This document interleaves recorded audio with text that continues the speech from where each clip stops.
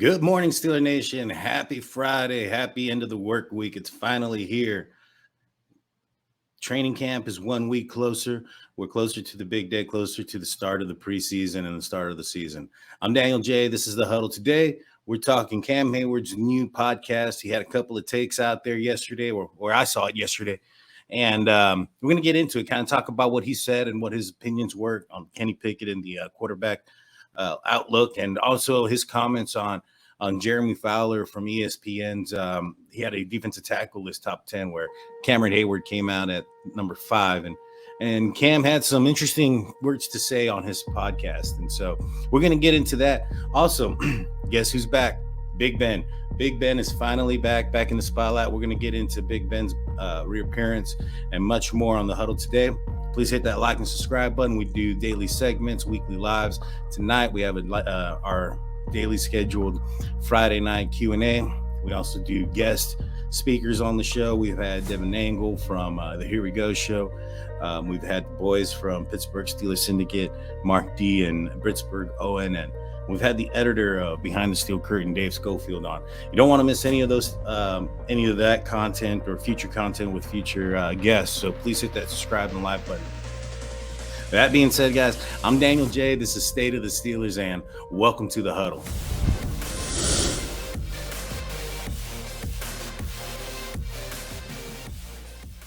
So Cam Heywards started a podcast. You know, he's getting into the content creator a game, so to speak. Podcast is called Not Just Football. And so it's pretty interesting. The first one came out, I believe it was a day after yesterday. I saw it. It was some interesting takes. We'll get into first what he kind of came up with, what he was talking about, which was the list of defensive tackles that Jermey Fowler of ESPN had posted out, where Cam Heywards was number 5 on that list. Now, Cam came out and said that he believes that he's 1A and that Aaron Donald is 1A as well. And, you know, I can see where he's coming from, you know, just as a competitor, as a athlete in a high caliber athlete that is, you know, what else is he supposed to say other than he's the best? I mean, we had the same conversation with Chase Claypool not too long ago, where he said he was a top 3 receiver. And, you know, well, that's the confidence and the moxie you're supposed to have. And when you've been in this season or been in the league as long as Cam Heywards has, you know, he deserves that recognition and that respect that comes with it, especially since his play hasn't declined. And we'll get into it. In fact, let's do that now. So, according to Jermey Fowler, we're going to start off with number 4. So Cam Heywards came out number 5, and we'll go through Cam's stats, and then we'll also go through number 4, which was DeForest Buckner. So let's look into it. So for the 2021 season, Cam started all 17 games, and he played a lot too. The percentage of the amount of the snaps that he got was high. You know, with the injury to Tyson Alualu earlier on in the season, and just, you know, not anybody of those guys that were, you know, I know it's next man up with us, but our defensive line guys, our depth kind of played poor last year. And so there was times where Cam Heywards was playing nose tackle. And so for him to have played the amount of snaps that he did and play 17 games, remarkable. You know, round of applause for you. He is definitely a beast when it comes to this. So played 17 games. He had 1 interception. Now, the crazy thing about this as well is that he had an interception last year too. So he's on back-to-back seasons with a pick. So way to go, Cam. That's another step in your direction. And so passes defended, he had 9 of those. The amount that he's had 1 forced fumble and 1 fumble recovery for this for the 2021 season, and he had 10 sacks. You know, it's a solid season for an interior lineman. You know, at his age, at 33, this is also his 10th season in the NFL. He was drafted in 2011, and so I think that, I mean, his trajectory is going up. He had a great season back in 2017 when he had 12 sacks and whatnot, but you know, he continued to progress. Last year in 2020 is probably a down season for him where he only had 4, but you know, going, you know, from 2018 having 8, 2019 having 9, and then 2021 having 10 with with the amount of workload that he had to do and what the Pittsburgh Steelers were asking out of him, congrats, man. Big time. But let's look at how he compares to DeForest Buckner. So in 2021, DeForest Buckner played in 17 games, but only started 16. And that could be a lineup type of thing. No, he didn't have any interceptions. He had 3 compared to 9 pass defended compared to Cam. He had no forced fumbles, no fumble recoveries, and 7 sacks. I'm not sure where the stats indicate that DeForest Buckner was a better defensive lineman than Cameron Heyward. I mean, if we look at the tackles alone, I mean, he had DeForest Buckner had 68 combined, 40 solo, 28 assisted, and Cam had 89 combined, 53 solo, and 36 assisted. And he had 15 tackles for loss compared to 10 for DeForest Buckner. I don't see where Cam isn't ahead of DeForest Buckner. So right here, at least in this indication, from what I'm seeing, Cam should be at least number 4. So according to Jermey Fowler's list, number 3 was Chris Jones. And let's look at what he had. So Chris Jones played in 14 games, so he didn't play the entire season. Availability wasn't there. Pass defense, he had 5 passes defended compared to 9, which I believe these are like pass tip and things of that nature. He had 9 compared to 5 for Chris Jones. Chris Jones had 9 sacks, no forced fumbles, 1 fumble recovery. He only had 27 combined tackles and 18 solo, 9 assisted in 14 games. I mean, I get it. The sacks, he's almost there. He's below 1 in 3 less games. But, I mean, when you look at the tackles, that's super down. That's way low. I don't know about this one. I don't even know if Chris Jones, beats out DeForest Buckner in this list that I'm coming up with, but we'll see. All right, guys. Sorry about that. I had a little bit of a power issue. The power blipped out here and came back on right away. I hope it didn't mess up anything. I'll come back and look at it. If it did, then I'll have to cut this out and split it. If not, we'll just break it up and start back over. So where were we? We're talking about Chris Jones. So Chris Jones, based on the stats that I'm seeing here, I'm not seeing where Cam Heywards shouldn't be number 3 at this point. The stats don't lie. He has more sacks, more tackles, more games played, games started than both DeForest Buckner and Chris Jones. I'm not seeing where these 2 young men right here, as good as they are, and not taking anything away from them, are beating Cameron Heyward in this situation. But let's continue. So the next person that he put above Jermey Fowler, that is above Cameron Heyward, is not really him. It was the list that was put out by ESPN, was Jeffrey Simmons. Now let's go through. Let's see. So Jeff played all 17 games last year. He had 6 tip passes or pass defense compared to 9 for Cameron Heyward. He had 8.5 sacks compared to I said sacks. He had 8.5 sacks compared to Cameron Heyward's 10. 54 combined tackles compared to Cameron Heyward's 89. I don't know here, man. This is another one where I'm not seeing it. I'm not sure where these guys are being placed above Cam Heywards. I think he has a complete and a true point here when he says that he's being, slighted. And that's the thing, when it comes to the Pittsburgh Steelers and the Steelers defense, I feel like the Steelers defense is always getting the short hand of the stick, always getting slighted, whether it's, TJ Watt being passed over as defensive player, 2 years in a row before he finally has to tie, which he should have broken, but tie the single sack record to eventually be the defensive player of the year. And going into that that announcement of that award, there was still a lot of talk that he wasn't going to get that award. I don't understand it. Minka Fitzpatrick was called overrated. Cam Heywards not getting the respect he deserves. I do not understand why the Pittsburgh Steelers get so much disrespect makes no sense to me. Let's continue. So even if we look at quarterback hits, Cameron Heyward had 17 to Jeffrey Simmons 16. So even there, it's not a lot, but it's still one.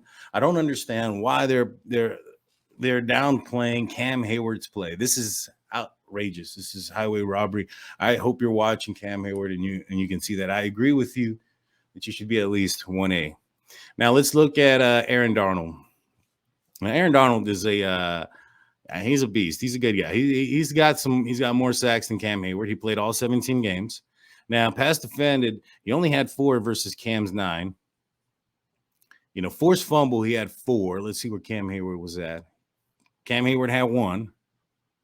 All right. And so 12 and a half sacks to 10, 84 combined tackles, 38 solo, 46 assists for AD for Aaron Donald. Cam Heywards was 89, 53 solos. So when it comes to the tackles, it's fairly close. In fact, Cam Heywards has more tackles and more solo tackles than Aaron Donald. And Cam Heywards was also asked to do a lot more with, how bad and how poor and how injured our defensive line was this past year. I truly see it. I really do, especially in the stats. I do not understand why the Pittsburgh Steelers defense is always being slighted and always overlooked. But like the rest of the team, the offense is going to be overlooked just because we lost the franchise quarterback, and that really, really like gets my gears going when I hear mainstream media or the talking heads of the mainstream media talk about how the Pittsburgh Steelers aren't going to do anything because we no longer have Ben Roethlisberger, that franchise quarterback. At the end of the day, at the end of Ben Roethlisberger's career, or at the end of his career, he was not the same quarterback who was old. Whether we look at this and think if Kenny Pickett, going in there as a rookie or a seasoned Mitch Trubisky, who's had time in Chicago and experience and time sitting behind Josh Allen in Buffalo, even that alone, I mean, even if we were to say, all right, those two guys there that's where they're at right now, right? That probably isn't going to be anywhere near as close as what Ben Roethlisberger was at the height of his Hall of Fame career. But Ben Roethlisberger was no longer at the height of his Hall of Fame career. And so it just really irks me that when I hear that the Steelers are going to do worse than last year, and when I know, and most of the black and gold faithful know, that Ben Roethlisberger wasn't the guy that he was previously, and that a seasoned Mitch Trubisky or a rookie Kenny Pickett, although aren't going to be Ben Roethlisberger at the height of his Hall of Fame career, probably are going to be better at the end of Ben Roethlisberger's career. And so I just don't understand it. I don't get the disrespect. Don't get it whatsoever. But you know what? We're going to shock the world come week 1. And I'm going to love it. So let's get back into this. I can really see where Cam Heywards says that he and Aaron Donald are 1A and 1A. There isn't a 1A and 1B. There's a 1A and a 1A. Either tied for the position. There's some things that Aaron Donald does better than Cam Heywards, and there are some things that Cam Heywards has done better than Aaron Donald. Aaron Donald didn't have an interception. Cam Heywards has 2. Let's see. When was the last time Aaron Donald had an interception? Oh, he's never had one. Let's see these other guys on this list. Have any of them ever had an interception? Jeffrey Simmons, that's a no. So Chris Jones has 2 as well, but it's been since 2017 and 2018 since that's happened. DeForest Buckner, no. And so, what Cam has done and his ability and what he's been, his presence on the field, especially with the defensive line that we had last year, he was the defensive line last year. I mean, I know we have our edge guys and our outside rushers and whatnot, but those guys are outside linebackers. They do a little bit more coverage and whatnot. They're not just, going in there and trying to get to the quarterback or tackle the runner right away. They have containment and other jobs. And so when we talk about the interior line, the nose, the tackles, that's what we're referring to in this situation. And when you talk about the Steelers' defensive line last year, it was Cam Heywards. And so Cam Heywards also got into he was asked about the quarterback competition that's happening. And he went in, and this is another Pittsburgh Steeler that's basically come out and stated that Mitch Trubisky is going to be the week 1 starter. I agree. I think all signs are pointing that direction. I think the Pittsburgh Steelers were surprised that Kenny Pickett was there, and that's why they jumped all over Mitch Trubisky, and they're going to give him the opportunity to be the starting quarterback for at least this season. Now, I had no doubt, given the fact that they had acquired a second quarterback coach, that the Pittsburgh Steelers were not going to select a quarterback somewhere in the first or second round. I thought they may have gone a different route. I was hoping they'd go a different route in the first round because I felt that the quarterbacks may have dropped, which they ended up doing. However, there's no guarantee that Kenny Pickett would have dropped to the second round or anything like that. Plus, I think that the Pittsburgh Steelers' next guy in line for who they wanted to pick was George Pickens. And so, regardless if it would have gone George Pickens 1, Kenny Pickett 2, they got the two guys that they wanted in those two selections. I think that everybody and nobody, I don't think anybody would honestly believe that, given especially the fifth-year option for quarterbacks, that nobody would have gotten Kenny Pickett in the first round or moved back into the first round to get him. So the Pittsburgh Steelers did the right job in selecting the quarterback that they wanted when they had the opportunity to, while all quarterbacks were still on the board. With that being said, I also agree with Cam Heywards that Kenny Pickett will not be starting week 1. And here's why. Now, if I had my choice, and I've been asked this a few times, who would you want to start week 1? Now, who I'd like to start and who will start are two different quarterbacks.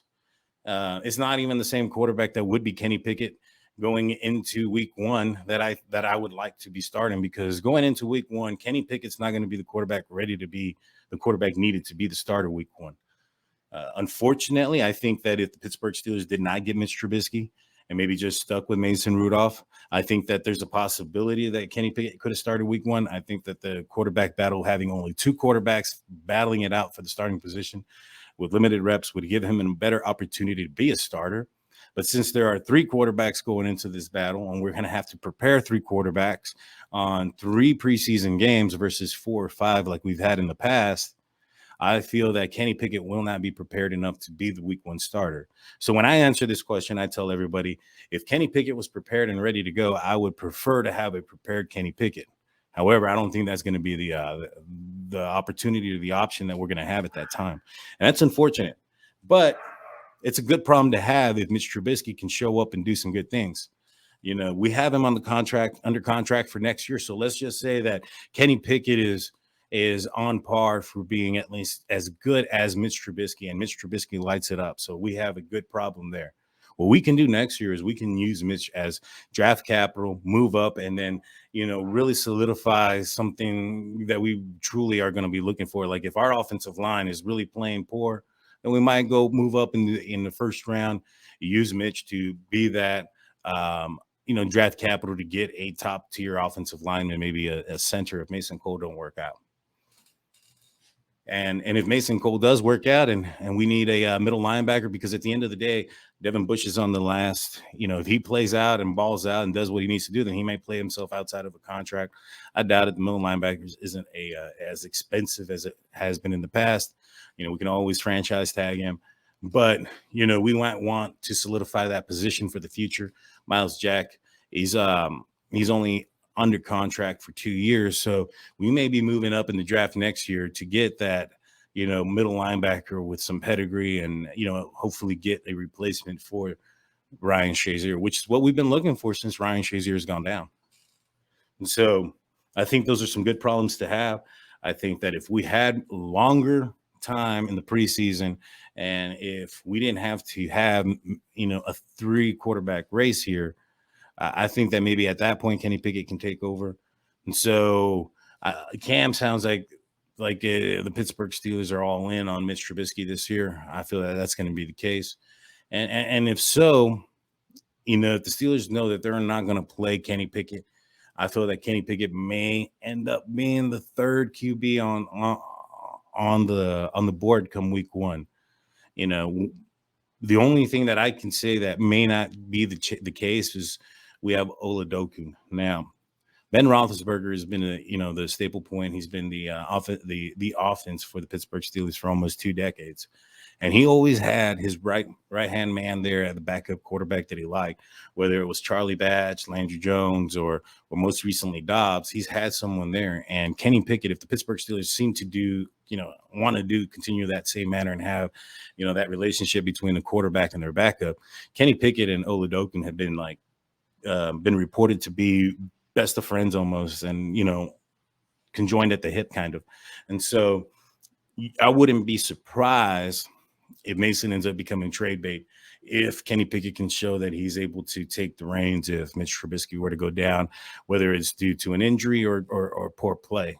So I think that's the only way that maybe perhaps Kenny Pickett gets on the field. I would be interested to see if the Steelers will have a package for him. Back when we were in 2020, I'm sorry, at that last game against the Cleveland Browns, we had Mason Rudolph starting that game, and the Steelers had a package for Dobbs to come in, who was a little bit more athletic and can move around. I would not be surprised, just to get a change of pace and to move things around, that they do have a package for Kenny Pickett.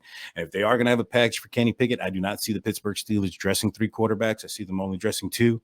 I do see them keeping 3 on the 53, but taking 2 into stadiums. And if that ends up being the case and you have a package for Pickett, then Mason Rudolph is definitely going to be traded before week 1. And so, I'm gonna put the podcast there. I believe it's called Not Just Football with Cam Heywards. I'm gonna list that on there. Please go watch and subscribe. Tell him that I sent you guys. Please let him know, hey, we heard about you from State of the Steelers. Perhaps he'll come on my show, or he'll be a guest on mine, or I can be a guest on his. We'll see what's up. But in other news, Big Ben is back. Big Ben Roethlisberger. Many people have said, and many have speculated, that Ben was going to get out of the limelight for a little bit of time, was going to stay out, was going to kind of just keep to himself, maybe do some golfing, which he has, and he's done fairly well. But he's now back in the lime stream, back in the headlines. He is now a content creator like Cam Heywards and myself. Of course, doing a lot better than myself. He's got a big jump head start on me, but it is what it is. But he's got a YouTube channel called Channel 7. It's very entertaining. It's more than just football as well. In fact, there's hardly any football on there. He put his former video episodes that he has placed out there before. I think there was a 4-part series called Bigger Than Ben when he was returning from his elbow injury in the 2020 season. And then he most recently had a little mini episodes of something called Different, part 1 through 5. And talked a little bit about football in this past season, but mainly it was more transitioning into him being, what Channel 7 is more now, which is more on him as a man and a father and as a husband. And I truly recommend, if you